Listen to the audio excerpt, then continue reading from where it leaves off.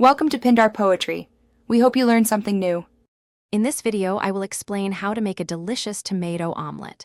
First, gather your essential ingredients and tools. You will need 2 to 3 large eggs, 1 medium tomato, and fresh herbs like chives or parsley. Also, make sure you have a good non-stick pan, a spatula, and a small bowl for whisking.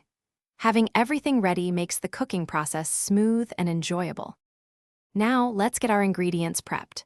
Start by dicing 1 medium tomato into small, even pieces. This ensures they cook quickly and distribute well.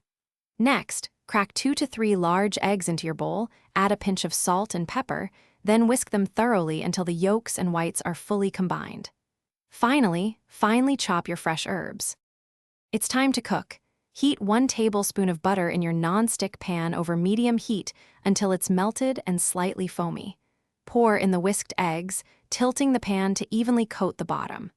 Let the eggs set for about 30 seconds without stirring.